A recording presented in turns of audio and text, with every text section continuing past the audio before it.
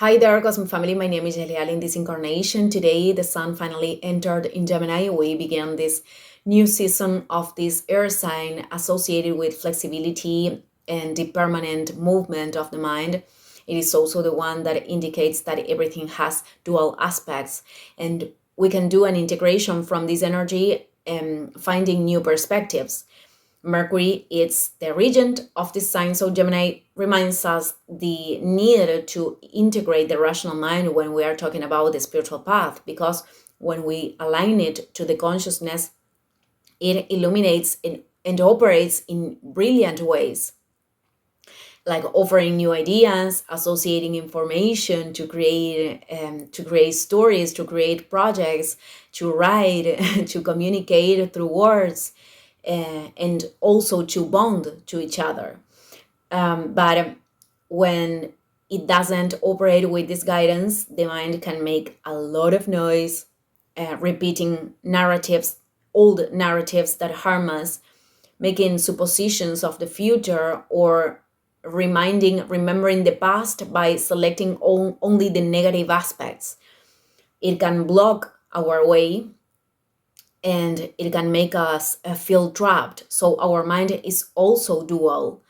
But approaching this from other perspective, we can understand that this duality that we came here to experiment is part of being humans, and it is only another lesson from the eternal lessons that we have in this path to unity that is represented by Pisces. So the sun is making this trine with Pluto retrograde in Aquarius that shows us transformative changes that they don't have return, but without return doesn't mean that there is only one way. This is what the sun in Gemini is telling us. We have a season now ahead to experiment, to play, to change options. If we don't feel that they are working, we have the tendency to take life too much serious many times when it comes to challenges.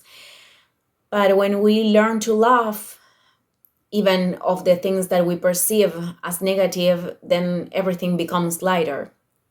Obviously, I'm not talking about laugh as a way of evasion of emotions, because this could be a shadow of this energy, but laugh as a way of, taking away the force, to those perceptions that make us see life of one color when life has 1,000 colors.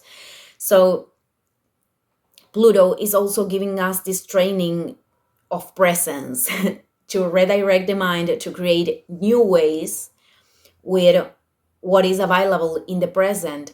Because if we look for excuses to not move forward, then the mind can give us a lot, certainly. But the soul is going to keep manifesting in the body, in the emotions, and also in the experiences.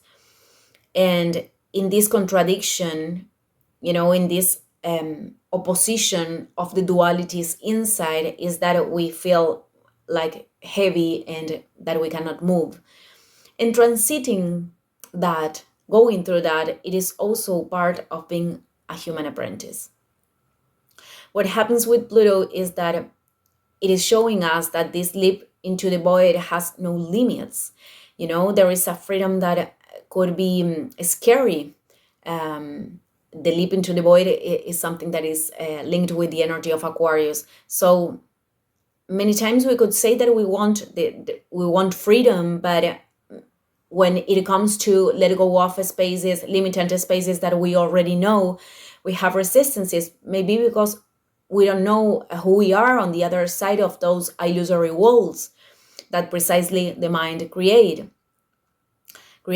And what Pluto is telling us is that the leap already happened, one way or another, because there are a lot of experiences and situations that are unfolding right now and we cannot control.